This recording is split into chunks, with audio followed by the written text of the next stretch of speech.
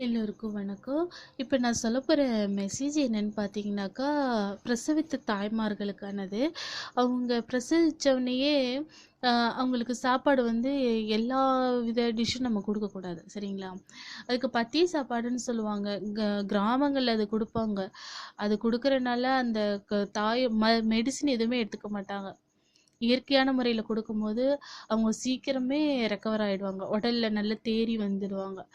ஆனா, க நகரத்துலன்னு பார்த்தீங்கன்னாக்கா, எல்லாமே மெடிசின் தான். மருந்து, மாத்திரையில தான் எல்லாமே ஆகும். அப்படி இல்லாம இயற்கையான பத்திய சாப்பாடு, குழம்பு எப்படி செய்றதுங்கிறத பத்தி சொல்றேன். அத நீங்களும் கேட்டு உங்க தெரிஞ்சவங்களுக்கெல்லாம் சொல்லுங்க. உங்க மக யார் யாருக்கு தேவையோ அத நீங்க ஷேர் பண்ணுங்க. ஓகேங்களா? இதுக்கு என்னென்ன தேவைங்கிறத சொல்றேன். நல்லா கேட்டுக்கங்க.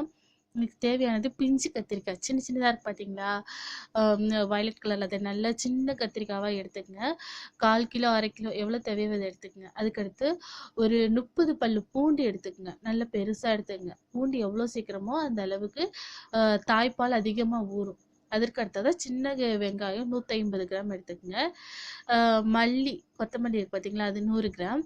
மிளகு வந்து 50 கிராம். இது வந்து கருப்பு மிளகு இருக்குல்ல அதுங்க. அதற்கு அடுத்ததா நல்லெண்ணெய் வந்து 100 மில்லி. 150 மில்லி கூட நீங்க தாராளமா எடுத்துக்கலாம். நல்லெண்ணெய் எவ்வளோ சேர்க்கிறோமோ அந்த அளவுக்கு ரொம்ப நல்லது. அதற்கு அடுத்ததா மஞ்சத்தூள் எடுத்துங்க.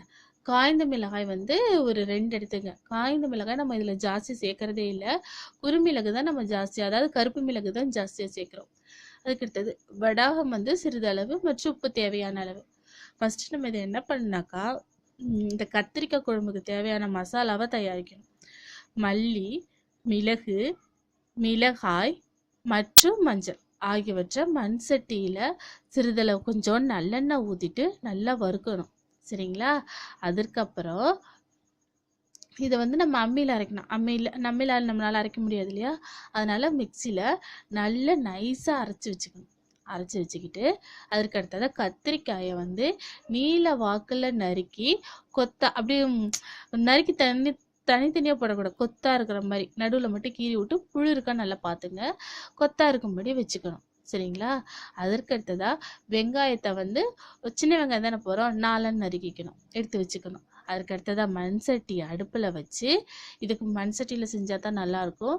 மண் பாத்திரத்தை அடுப்பில் வச்சு நல்லெண்ணெயை தாராளமாக விடணும். அது காஞ்சவொடனே முதல்ல வடாகத்தை போட்டு நல்லா வறுத்துட்டு, அதுக்கு அடுத்தது பூண்டை போடணும். பூண்டை போடும் போதே வாசம் செமையாக இருக்கும். பூண்டை போட்டுட்டு அடுத்து வெங்காயத்தை போட்டு கருவேப்பிலை போட்டு வணக்கணும். வணக்கின பிறகு கத்திரிக்காவை போட்டு வதக்கணும். கத்திரிக்காய் போட்டு நல்லா வணங்கினவுடனே அதற்கு அடுத்தது அரைச்சி வச்சிருக்கும் மசாலாவை போட்டு வதக்கணும். இப்போ போதுமான அளவு நல்லா வணங்கியிருக்கும். இப்போ வதக்கிய பின்னாடி தண்ணியை ஊற்றி கொதிக்க விடணும். உப்பு தேவையான அளவு சேர்த்துக்குங்க. கத்திரிக்காயும் மசாலாவும் வெந்தவொடனே இறக்கி கொஞ்சம் ஆறிய பின்னாடி ஆற வைக்கணும். ஏன்னா சூடாக வந்து குழந்தை பெற்றவங்களுக்கு நம்ம சாப்பாடு கொடுக்கக்கூடாது. சரிங்களா? கொஞ்சம் ஓரளவு ஆறின பிறகு நல்லா சோறுமே வெற வெறையாக இருக்கக்கூடாது. ஓரளவு நல்லா குழஞ்ச மாதிரி இருக்கணும். இந்த குழம்பையும் அதையும் போட்டு இந்த பிரசவிச்ச தாய்க்கு அந்த சாப்பாடை கொடுக்கணும். இப்படி கொடுக்கறனால அந்த தாய்க்கு வந்து நல்ல பால் ஊறுறதோட அந்த வயிற்றில் உள்ள புண்ணெல்லாம் ஆற்றும். சரிங்களா? அதற்கடுத்து நம்ம டெய்லி வந்து கத்திரிக்காய் கொடுக்க முடியாது இல்லையா? ஒரு நாள் கேரட்டு, பீட்ரூட்டு, முள்ளங்கி, அவரைக்காய், அப்புறம் காரா மீன், அப்புறமேட்டு பால் சுறா, என்ன செய்முறையோ அதே வச்சுக்குங்க. அதே வச்சுட்டு அதில் வந்து செய்முறையை வச்சுட்டு காயை மட்டும் மாற்றி மாற்றி அதை மாதிரி செஞ்சு கொடுங்க.